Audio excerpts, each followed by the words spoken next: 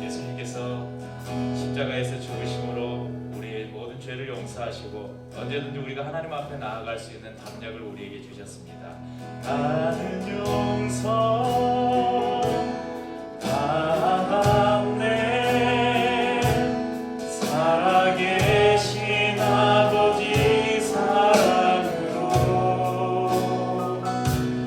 용납되고 정죄함 없네. 진실하신 아버지 사랑으로 나는 용서받았네.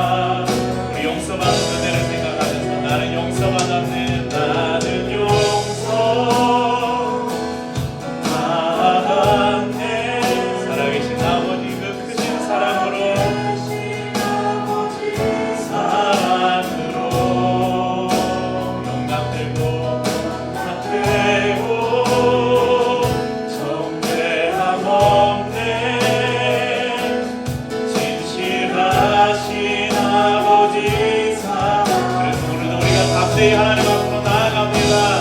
온 세상 구주 창조주께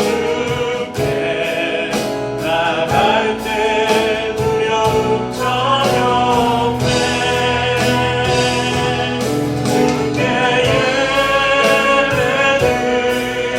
예배드릴 때에 기쁨과 평안 온 세상 구주 창조주께 온 세상 구주 창조주께 나갈 때 두려움 전혀 없네. 주께 예배드릴 때에 기쁨과 평안인데 형제의 모습 속에 보이는 하나님 영상 아름다워라. 존귀한 주의 자녀 됐으니 사랑하며 우리 여기 계신 성도님들을 보시면서 있는 그 모습이 아니라 그 안에 계신 하나님의 형상을 바라보시면서 우리는 서로 사랑할 수 없는 그런 존재들이지만 우리에게 주신 주님의 그 크신 사랑으로 이 시간 서로를 축복하며 사랑을 좀 표현할 수 있었으면 좋겠습니다. 성경에 말씀합니다. 너희가 서로 사랑하면 너희가 안에 계신 하나님의 사랑이 세상 사람들이 그 사랑을 보게 될 것이라고 말씀하셨습니다. 형제의 모습 속에 보이는 하나님 영상 아름다워라. 존귀한 주의 자녀 됐으니 사랑하면서 또 남녀 차별하면 안 되니까 우리 자매의 모습 속에 주위에 계신 우리 자매님들을 보시면서 모습 속에 보이는 하나님 영상 아름다워라.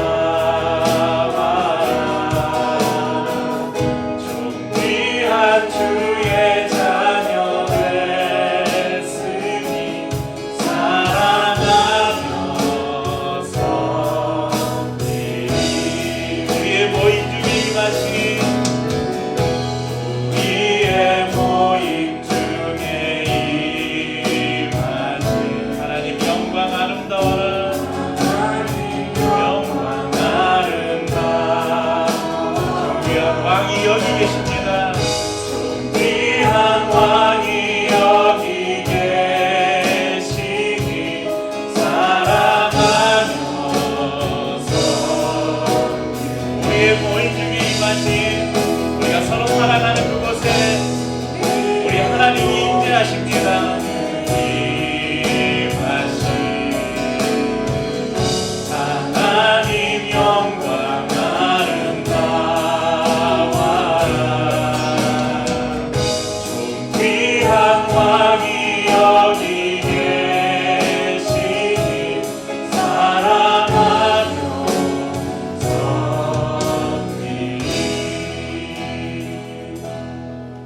쑥스러울지 모르지만 그래도 표현하지 않은 사랑은 사랑이 아닙니다. 옆에 분에게 주의 사랑으로 사랑합니다. 그렇게 한번 이야기해 주시겠어요? 재민이 한번 쑥스러워하지 마시고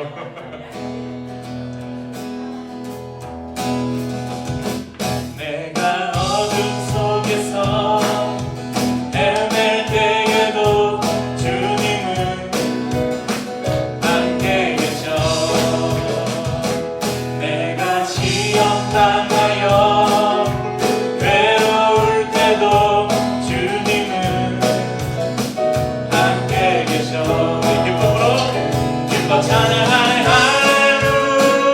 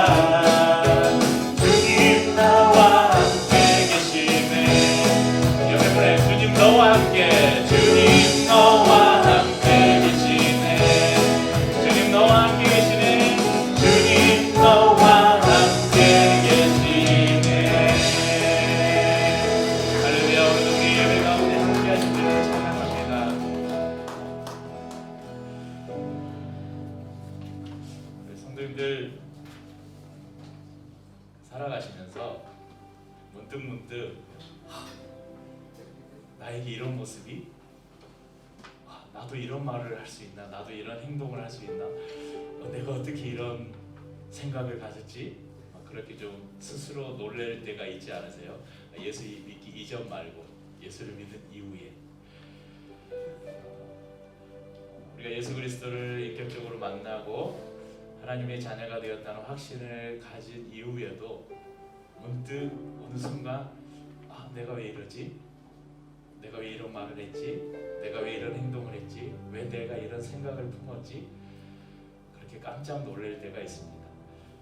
운전하시는 분들은 운전하시다가 그런 거 많이 느껴보셨을 테고, 댁에서 특히 우리 부모님들 자녀를 기르면서 많이 느껴보셨을 테고,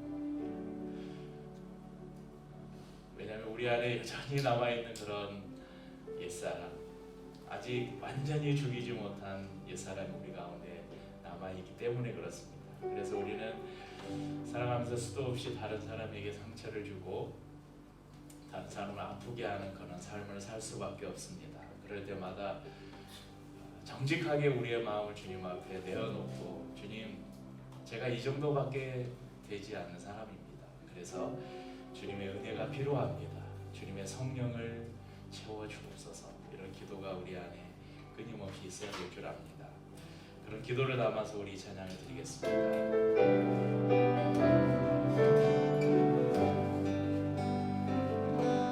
오소서 주님, 나의 마음은 선한 것 하나 없습니다. 그러나 내 모든 것 주께 드립니다.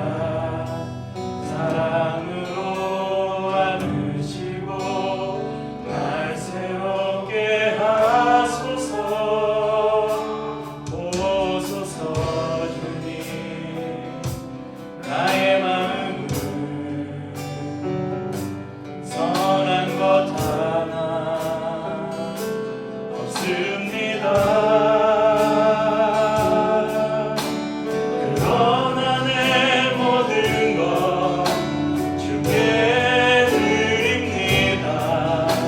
사랑으로 안으시고 날 새롭게 하소서. 주님 마음 내게 주소서. 내 아버지, 주님 마음 내게 주소서. 나를 향하신 주님의 뜻이 이루어지도록 주님 마음 내게 주소서. 오소서 주님, 나의 마음은 선한 것 하나 없습니다. 정직한 고백이 우리를 새롭게 합니다. 그러나 내 모든 것 주께 드립니다. 사랑으로 안으시고 날 새롭게 하소서. 주님 마음 내게 주소서. 금 내게 주소서. 내 아버지, 주님 마음 내게 주소서. 나를 향하신 주님의 뜻이 이루어지도록 주님 마음 내게 주소서. 주님 내게 사랑을 가르치소서. 사랑을 가르치소서. 당신의 마음으로 용서하게 하소서. 주의 성령 내게 채우사 주의 힘 하게 하소서. 주님, 당신 마음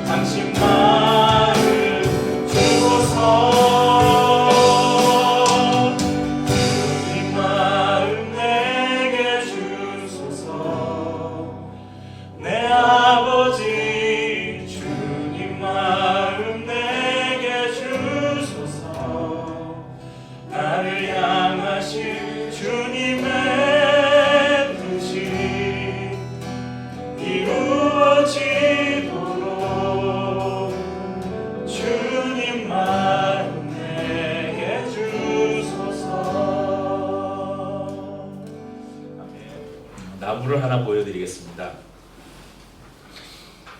미국 오클라호마주, 미국의 중남부에 있는 오클라호마 주의 오클라호마 시티 한가운데에 가보면 저런 나무가 한 그루 있습니다. 제가 말씀을 준비하면서 요즘 구글 지도가 너무 잘 돼 있어서 구글 지도로 검색을 해서 가보니까 로드뷰까지 다 돼서 저 앞까지 다 직접 걸어가는 것처럼 오늘 새벽에 저 나무를 보고 왔어요. 궁금하시면 로드뷰로 오클라호마 시티를 검색하시면 저 박물관이 나옵니다. 이 나무가 얼마나 의미가 있고 중요한지 오클라호마 박물관이 있는데 그 박물관에 그 CI도 보면 저 위에 그 나무가 이렇게 CI로 만들어졌죠. 오클라호마 시티 사람들에게 이 나무는 아주 중요한 의미를 가지고 있습니다. 그 이유는 1995년 4월 19일에 티모시 맥베이라는 한 젊은이가 폭약을 가득 실은 이 트럭을 연방청사 건물 주차장에 세워놓고 거기에서 이 폭탄을 터뜨렸습니다. 그래서 연방청사 건물의 3분의 1이 다 무너지고 그 테러로 인해서 168명이 죽고 또 680여 명이 부상을 당하는 아주 미국에서 역사에 기록될 만한 그런 테러 사건이 있었습니다.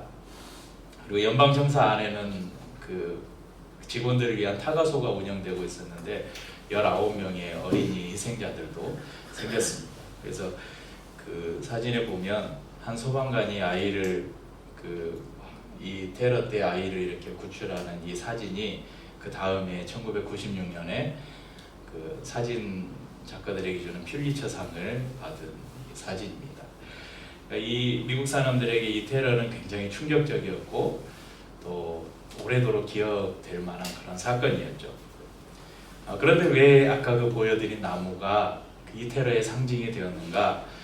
이 나무가 그 폭약이 실려있던 트럭에서 한 3m 정도 떨어져 있던 곳에 있던 나무였어요. 그런데 이 나무가 폭발로 인해서 건물이 다 무너지면서 그 나무에 이 건물 잔해에 이 나무가 깔렸는데 이제 그것들을 다 복구하고 났는데 이 나무가 싹이 트는 거예요. 다시 자라나서 저렇게 크게 나무가 자라기 시작했습니다. 이렇게 이 무참히 짓밟힌 이 느릅나무에서 싹이 트기 시작하고 이렇게 자라나는 모습을 보면서 이 오클라호마 시티 사람들은 죽음에서도 다시 생명이 싹트는구나. 그러니까 절망 가운데서도 다시 우리가 소망을 품을 수 있구나. 그런 상징으로 저곳에 그것을 기억하는 메모리얼 그 뮤지엄을 만들고 저 나무를 상징적으로 보존하고 있다는 것입니다. 그리고 이 사람들은 그 테러로 인해서 죽은 사람들을 기억하고 추모할 뿐만 아니라 또 그것에 대한 회복의 의미로 이 나무의 이름을 서바이벌 트리라고 그렇게 이름 지어 주었습니다. 왜 이 티모시 맥베이라는 사람이 엄청난 테러를 저질렀는가? 그것은 미국이 연방제도잖아요. 그 연방제에 대한 반발심 때문에 그랬고 또 연방 정부가 이 테러가 일어나기 2년 전에 이 사교 집단인 다이파에 대한 진압을 하면서 무참하게 사람들을 이 진압 과정에서 죽인 그것에 대한 이 반발심을 가지고 연방청사 건물에 지금 테러를 일으킨 사건이었습니다.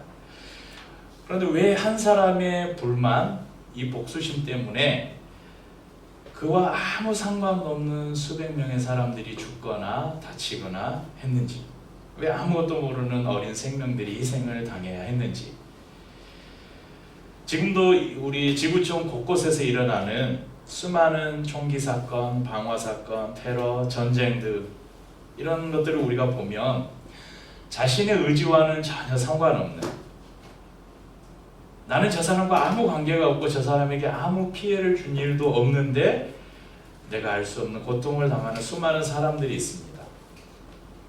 그것이 남의 일이 아니라 어쩌면 저와 여러분의 일이 될 수도 있다는 것입니다.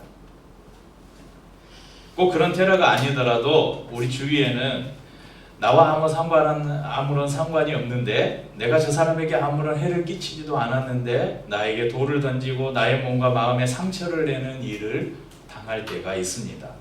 하지만 그런 상황에서도 우리는 오늘 이 소생의 나무처럼 악을 뚫고 다시 살아나서 이 폐허를 해치고 솟아나는 삶을 살아야 합니다. 저희가 몇 주간 지금 사무엘서를 통해서 다윗의 삶을 통해서 다윗이 얼마나 믿음의 사람이었는가, 다윗의 삶을 통해서 우리가 삶의 교훈을 듣고 있는데, 오늘은 특별히 용서에 대한, 다윗의 모습을 통해서 용서에 대한 하나님의 은혜를 나누려고 합니다. 여러분, 다윗은 사울 왕에게 어떤 해도 끼치지 않았어요. 오히려 사울을 위해서 전장에 나가서 골리앗을 쓰러뜨렸고, 수많은 전투에서 승리해서 사울 왕에게 이스라엘 영토를 확장시키고 이스라엘을 안정시키는 정말 충신이었죠. 그에게는 또 사적으로는 그의 사위였고, 그런데 이 사울은 이 티모시 맥베이처럼 분노에 가득 차서 다윗을 공격해 옵니다. 다윗은 그 공격을 피해서 광야로 달아나죠. 수백 명의 사람들이 다윗이 광야에 있다는 소식을 듣고 다윗에게로 모여듭니다. 그런데 다윗을 찾는 사람들 중에는 사울도 목적은 달랐지만 지금 다윗을 쫓고 있었어요. 쫓고 쫓기던 이 사울과 다윗이 광야에서 극적인 두 차례의 만남을 가져요. 이 극적인 두 사람의 조우는 우리에게 상처를 주고 슬픔을 주는 원수 같은 사람들에게 우리가 어떻게 은혜를 베풀어야 되는지, 어떻게 용서해야 되는지 좋은 가르침을 우리에게 줍니다. 첫 번째 만남입니다. 오늘 본문에 저희가 읽은 이 사건이 광야에서 다윗과 사울의 첫 번째 만남입니다. 3절에 보면 기르가에 양의 우리에 이른지 굴이 있는지라 사울이 뒤를 보러 들어가니라 다윗과 그의 사람들이 그 굴 깊은 곳에 있더니, 그러면 엔게디 광야에서 아마 이제 다윗도 사울이 쫓는다는 소식을 듣고 피할 곳을 찾다가 한 동굴을 발견하고 그 동굴 깊은 곳에 숨었던 것 같아요. 그런데 다윗을 쫓던 사울이 뒤를 보러, 그러니까 우리 아이들은 잘 모르지, 응가하러 그러니까 응가하러 여기 동굴을 찾아서 들어간 거예요. 그러니까 이제 큰일을 보려니까 아마 이제 자기의 부하들은 밖에 뒀겠죠. 밖에 두고 혼자 이 동굴 안으로 들어갔습니다. 그런데 우리 요 동공 있잖아요. 밝은 곳에 있다가 어두운 곳에 딱 들어가면 어떻게 돼요? 완전 깜깜하잖아요. 그리고 그곳에서 한참 적응돼서 우리 조리기가 열리듯 동공이 이렇게 열려서 빛을 좀 많이 받아야 이제 안이 좀 적응되죠. 그러니까 지금 사울은 동굴 안에 막 들어왔으니까 주위가 안 보였겠죠. 근데 이미 동굴 안에 있던 다윗은 사울을 다 보고 있었죠. 사울이 생리적인 욕구를 해결하는 동안 수많은 눈동자가 지금 사울을 주목하고 있어요. 손에는 지금 단검의 손잡이가 지금 잡혀 있습니다. 그냥 빼서 휘두르기만 하면 자신들의 도피 생활의 원인이었고 말할 수 없는 고통을 준 존재, 가족들과도 헤어지게 만들고 친구와도 이별하게 만들고 따뜻하고 안락한 삶을 송두리째 빼앗았던 이 원수 같은 사울, 지금 이 원수 같은 사울을 없앨 수 있는 절체절명의 기회다. 둘도 없는 기회를 만났어요. 다윗이 칼을 뽑아들고 조심조심 벽에 기대서 사울에게로 다가갑니다. 그럼 부하들은 이제 기대심을 가지고, 야, 여기서 이 질긴 인연이 끝나는구나, 이제 우리가 조금 더 자유를 얻을 수 있겠구나, 그렇게 기대하면서 바라보고 있습니다. 그런데 다윗이 사울에게 다가가더니 살며시 그의 옷자락을 약간 베고 다시 돌아옵니다. 그럼 다윗의 용사들은 자신의 죽은의 행동이 용납되지 않아요. 하지만 다윗은 그렇게 고백합니다. 절대 이 원수에게 칼을 대어서는 안 된다. 다윗의 부하들은 어떻게 그럴 수 있느냐? 하지만 다윗은 이 옷자락을 벤 것 자체로도 너무 마음이 아프다고 자신을 자책하고 있습니다. 5절 말씀에 그렇게 나오죠. 그리한 후에 사울의 옷자락 뱀으로 말미암아 다윗이 마음이 찔려. 사울이 나간 후에 다윗이 따라 나가서 사울을 부릅니다. 그러면서 그간의 상황 여차여차해서 이래 했습니다. 내가 당신을 죽일 수 있는 기회가 있었지만 당신을 죽이지 않았습니다. 이 위대한 용사 앞에서 사울이 잠시 마음에 좀 감동을 받은 것 같아요. 24장 17절 19절에 보면 다윗이 이르되 다윗에게 이르되 나는 너를 학대하되 너는 나를 선대하니 너는 나보다 의롭도다. 내가 나 선대한 것을 오늘 나타내나니 여호와께서 나를 내 손에 넘기셨으나 내가 나를 죽이지 아니하였도다. 사람이 그의 원수를 만나면 그를 평안히 가게 하겠느냐? 내가 오늘 내게 행한 일로 말미암아 여호와께서 내게 선으로 갚으시기를 원하노라. 그러니까 사울이 네가 나를 죽일 수 있는 기회가 있음에도 나를 이렇게 살려두었으니 하나님께서 너에게 선을 베푸시기를 원한다. 그렇게 사울도 감동을 받고 돌아가요. 하지만 성경을 2장도 채 넘기기 전에 사울은 다시 그의 생명의 은인인 다윗을 추격합니다. 26장으로 가보면요, 26장에 보면 이 사울의 추격군이 10황무지에 숨은 다윗을 잡기 위해서 하길라 산이라는 곳에 진을 치는 장면이 나옵니다. 이때 다윗과 그의 용사들이 하길라에 진을 친 사울의 군대로 몰래 밤에 잠입을 해요. 그리고 사울의 막사까지 이릅니다. 사울이 지금 아무것도 영문도 모른 채 지금 잠을 자고 있는 막사까지 이르러요. 다윗을 수행한 아비새가 말합니다. 사무엘상 26장 8절인데요. 우리말 성경으로 읽어드리면 오늘 하나님께서 원수를 장군의 손에 넘겨주실 것입니다. 그를 제 창으로 단번에 땅에 꽂게 해주십시오. 2번 칠 필요도 없습니다. 그러니까 지금 제가 들어가서 사울을 창으로 찔러서 죽이겠습니다. 2번도 필요 없습니다. 1번이면 됩니다. 그러나 다윗은 아비새를 말립니다. 사울의 창과 물병만을 챙겨서 조용히 진영을 빠져나옵니다. 그리고 안전거리를 확보한 후에 큰 소리로 소리쳐서 사울과 부하들을 깨웁니다.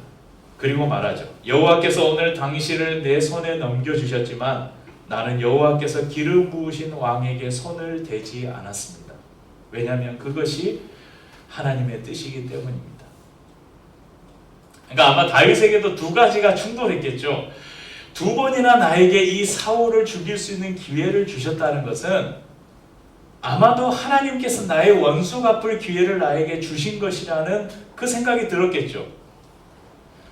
그런데 또 한편에는 뭐가 있냐면 결코 사울이 누구예요? 어찌됐건 자신의 원수 같은 존재이지만 어찌됐건 하나님께서 제사장을 통해서 기름 부어서 하나님이 세우신 이스라엘의 왕이라는 거예요. 그런데 그 하나님이 기름 부으신 자의 생명을 내가 임의로 끊을 수 없다는 이 2가지 생각이 충돌했겠죠. 그 사이에서 다윗은 후자를 선택한 거예요. 다윗이 그러한 위대한 용서를 베풀 수 있었던 것, 다윗이 성인군자처럼 너그럽고 사울이 믿기는커녕 사랑스럽고 존경스러운 존재여서일까요? 결코 아닙니다. 다윗에게도 사울은 원수 같은 존재였을 거예요. 하지만 다윗의 생각을 하나님이 지배하고 있었기 때문에 다윗은 자신의 복수심이 아닌 하나님의 생각을 따를 수 있었던 것입니다. 다윗의 이러한 행동은 우리를 힘들게 하고 상처 주는 이들을 어떻게 대해야 될지 생각해 보게 만듭니다. 여러분, 누구나 나의 정말 사랑하는 친구, 나의 사랑하는 가족들, 나의 사랑하는 사람에게 선을 베풀고 은혜를 베푸는 건 쉽잖아요. 그런데 나를 아프게 하는 사람, 나에게 상처를 주는 사람을 너그럽게 포용하고 용서하는 것은 여간 어려운 것이 아닙니다. 그것이 한두 번 그냥 실수가 아니라 계속해서 지속적으로 이어지는 것이라면 더 어려울 것입니다. 여러분, 한번 스쳐지나가는 사람이 나에게 상처를 주었다면 쉽게 넘어갈 수 있겠죠. 여러분, 여기 운전하다가 막 열받게 하는 사람 있죠. 기억나세요? 안 나죠? 지금까지 막 앙심을 품고 저 사람 언제 한번 만나기만 해봐 가만 안 둬 이런 사람 없잖아요. 한번 뭐 접촉사고가 나거나 운전하다가 누가 끼어들거나 하면 막 어쩌고저쩌고 하다가 다음날 되면 잊어먹어요. 줄을 서고 있는데 내 앞에 새치기를 하는 사람, 이씨 뭐야 막 하다가 뭐 그거 기억하나요? 잊어버리죠. 버스에서 내 발을 밟은 사람, 혹은 새벽에 나오려는데 차를 긁어놓은 사람, 심지어는 내 지갑을 훔쳐간 사람. 여러분, 한번 화내고 소리 지를 수는 있지만 조금 시간이 지나면 우리는 그냥 잊어버리고 맙니다. 하지만 내 곁에 가까이에 있는 사람, 항상 마주치는 사람에게서 똑같은 행동과 똑같은 상처를 계속해서 받고 있다면 어떨까요?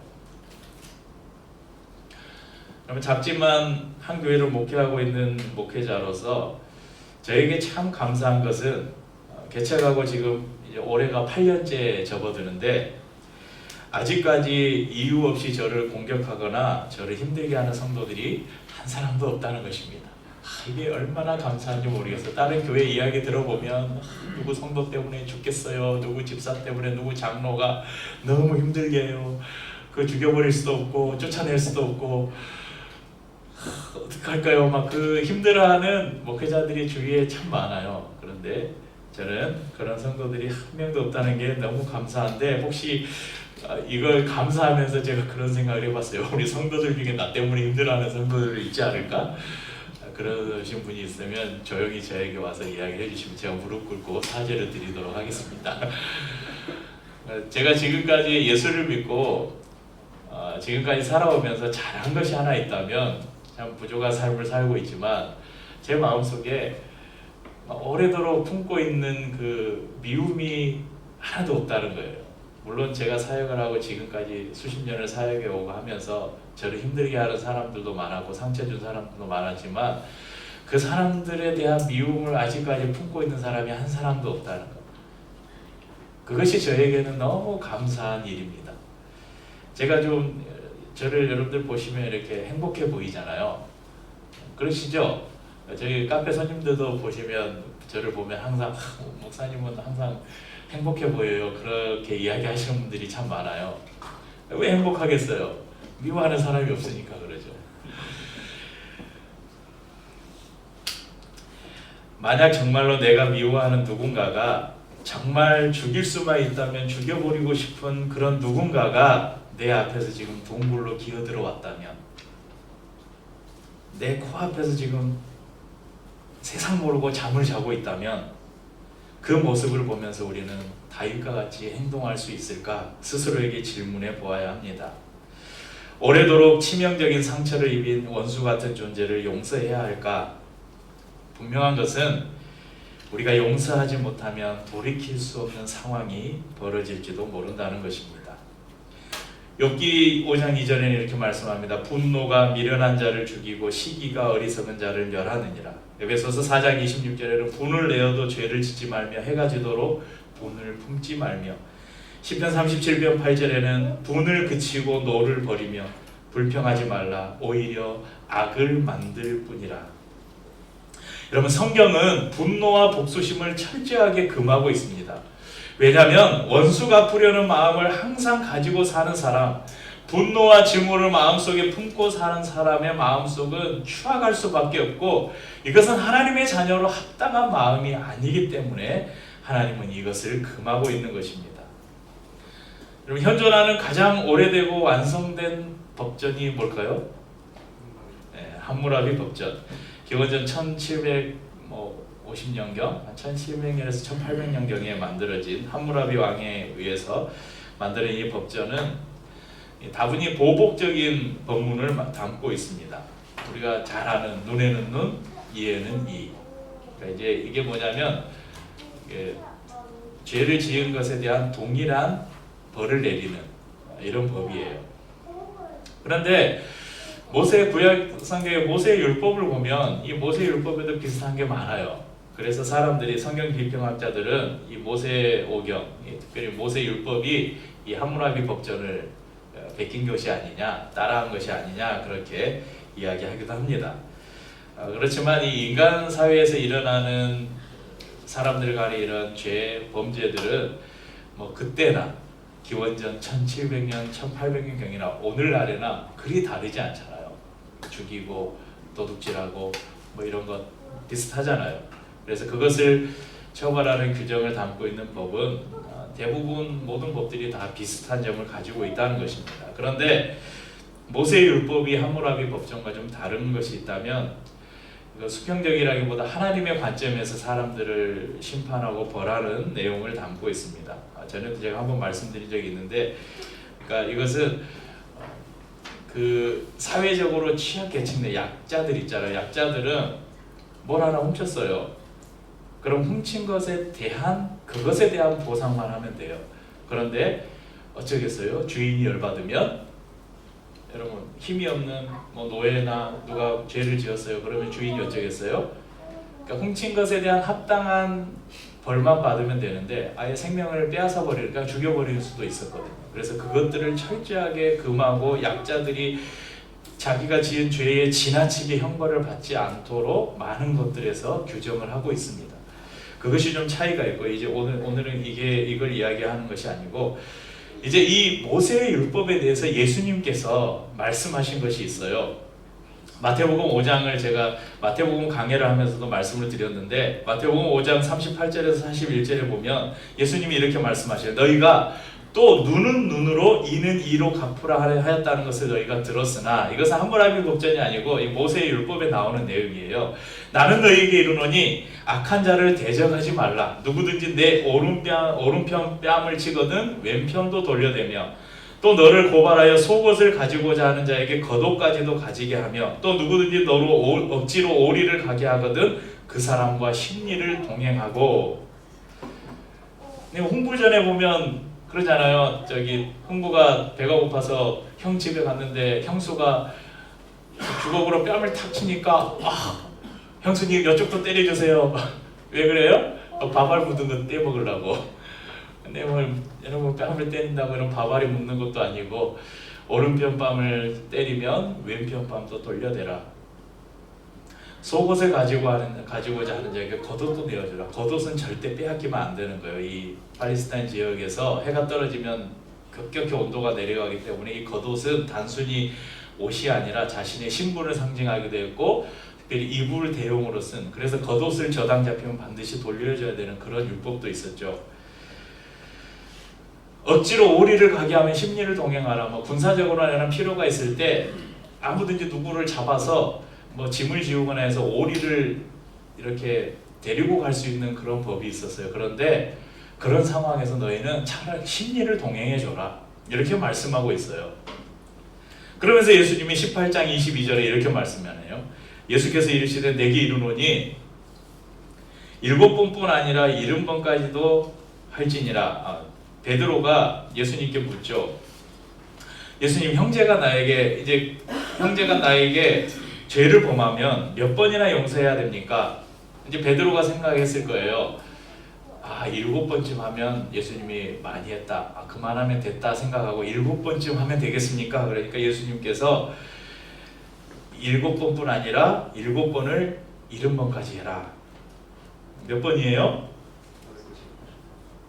7번뿐 아니라 7번을 70번. 490번. 누가복음 17장 4절에는 만일 하루에 7번이라도 내게 죄를 짓고 7번 내게 돌아와 내가 회개하노라 하거든 너는 용서하라 하시더라. 7 곱하기 7 곱하기 10은 성경에서 완전수를 가리켜요. 그러니까 무한대라는 의미예요. 490번이 아니라. 그러니까 예수님은 말씀하는 거예요. 너에게 해를 입히고 너에게 상처 준 사람을 몇 번이나 용서해야 되냐? 무한대로 용서해야 된다. 우리가 지난 시간에 살펴보았던 것처럼 다윗도 하나님의 마음에서 떠나서 때로는 거짓말을 하기도 하고 때로는 미친 척도 하기도 했습니다. 하지만 오늘 사울을 만난 순간에 다윗은 처음 그 골리앗과의 싸움에서 가졌던 그 하나님의 마음, 그 자세로 지금 사울을 대하고 있습니다. 오직 하나님께만 초점을 맞추고 있는 것입니다. 여호와의 기름 부음 받은 내 주를 치는 것은 여호와의 금하는 것이니. 여러분, 오늘 다윗에게 그런 마음을 주신 하나님께서 오늘 저와 여러분에게 이런 마음을 주셔요. 내가 창조한 나의 백성, 나의 자녀를 미워하는 것은 내가 금하는 것이다. 원수 갚는 일이 누구에게 속한 것인지 다윗은 분명히 알고 있었습니다. 하지만 저희들은 어떻습니까? 하나님을 믿지 못하겠는데요. 하나님의 용서가 요나서에 보면 막 그 원수 같은 니느웨를 하나님은 막 하루아침에 용서해주고 막 그러잖아요. 하나님은 용서가 너무 풍성하시, 자비와 인자와 긍휼이 풍성하셔서 분명히 저 사람 벌하지 않을까요? 용서해 주실까요? 내가 내 손으로 처리해야 되겠어. 막 그런 마음을 품지 않으세요? 하지만 예수님은 그렇게 하지 않으셨죠. 하나님의 아들이시고 창조주이신 예수 그리스도만큼 옳고 그름에 대해서 분명한 판단을 내릴 수 있는 존재가 누가 있겠습니까? 그런데도 하나님이 하나님이시며 하나님의 아들이신 그분도 자신을 조롱하고 핍박하고 심지어 이 십자가에 못 박는 자들을 조차도 자신이 판단하지 않으시고 하나님께 맡기셨습니다. 베드로전서 2장 23절에 보면 욕을 받으시되 대신 욕하지 아니하시고 고난을 받으시되 위협하지 아니하시고 오직 공의로 심판하시는 자에게 부탁하시며 이렇게 기록합니다. 정확하게 심판하실 분이 누구입니까? 바로 하나님이십니다. 여러분, 복수는 우리의 일이 아니라 하나님의 일입니다. 이것을 인정하고 하나님께 의탁해야 우리는 우리의 원수들, 우리의 적들, 그들과 똑같은 실수를 저지르지 않을 수 있습니다. 상대방의 잘못된 행동을 잠시 미워할 수는 있지만 우리가 그것을 마음에 품고 증오에 사로잡혀서 복수를 꿈꾸는 것은 자신의 세월을 허송할 뿐만 아니라 자신의 영혼을 파괴하는 아주 미련한 행동입니다. 용서는 무조건적인 사면도 위선도 은폐도 아닙니다. 그저 하나님께 이것을 맡기고 하나님께서 하실 일을 기다리면서 거리를 두는 것입니다. 혹 여러분의 마음속에 아직도 용서하지 못하고 분노와 증오의 칼날을 갈고 있는 사람이 있습니까? 그렇다면 지금 새로운 한 해를 시작하는 이 시점에 그 모든 증오와 분노를 하나님께 맡겨드리면서 용서할 수 있기를 바랍니다. 여러분, 용서는 어리석은 짓이 아닙니다. 용서는 자신에게 해를 입힌 사람을 다른 눈으로 보기로 작정하는 것입니다. 여러분, 제가 단어를 하나 보여드리겠습니다. 한번 읽어보세요.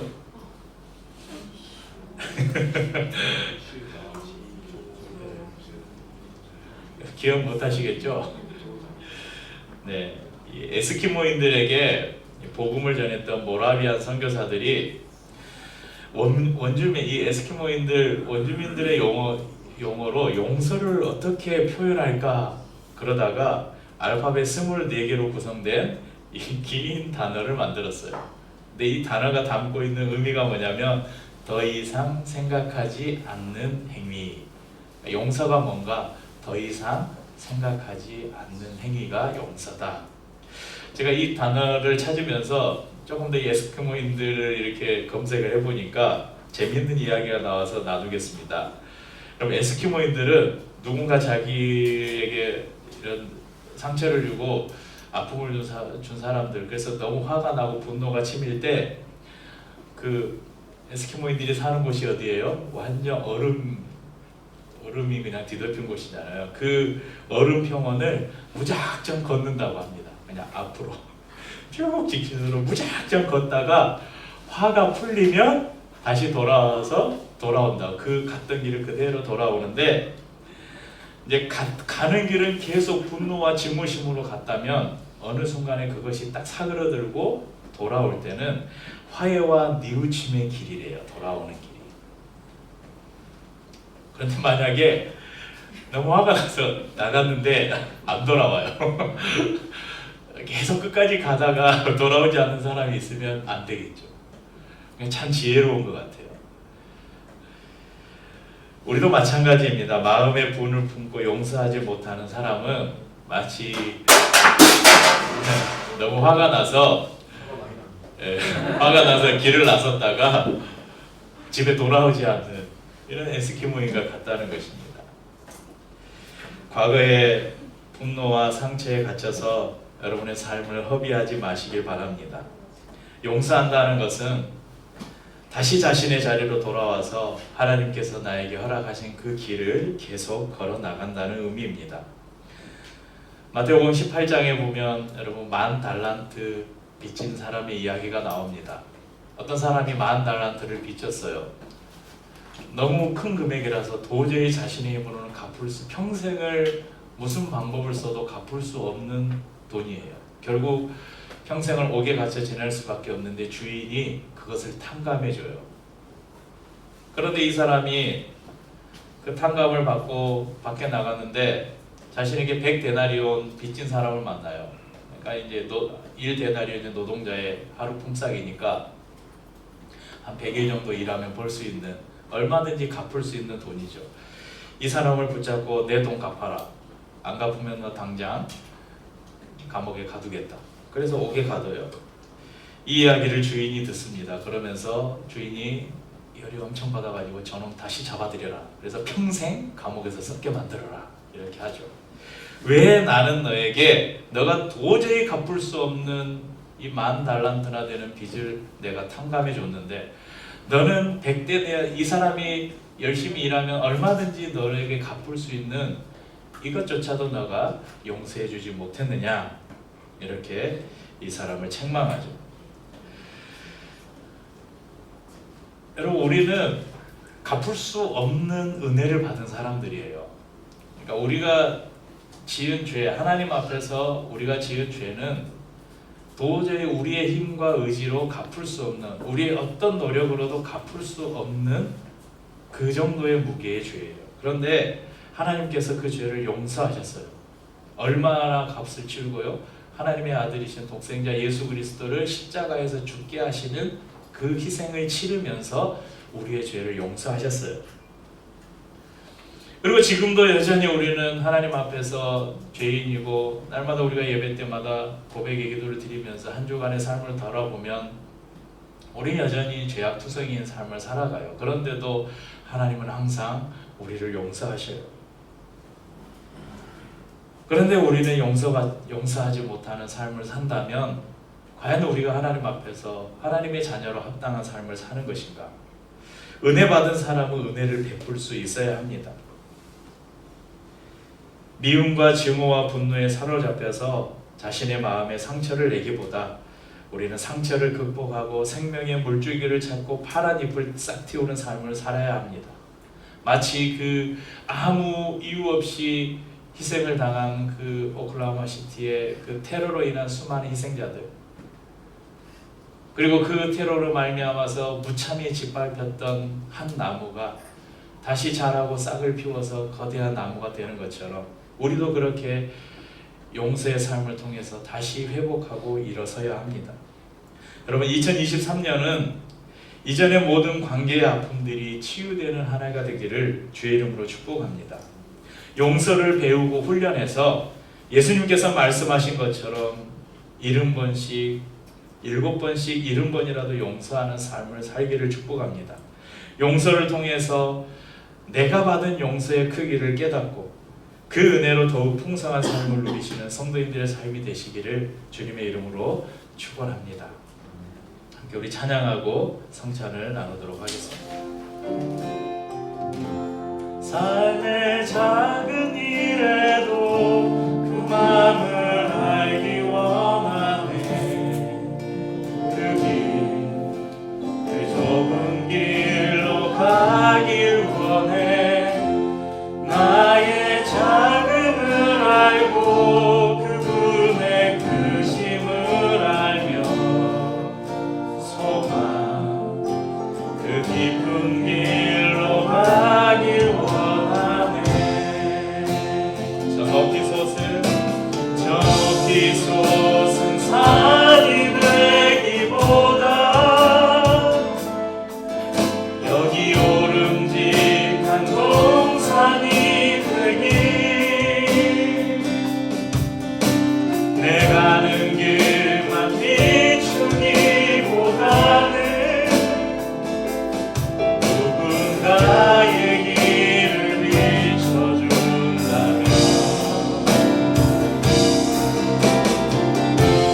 내가 노래하듯이 또 내가 얘기하듯이 살기 날 그렇게 주기 원하네. 삶의 한 절이라도 그분을 담기 원하네. 사랑 그 높은 길로 가길 원하네. 저 높이 솟은 산이 되기보다 저 높이 솟은 산이 되기보다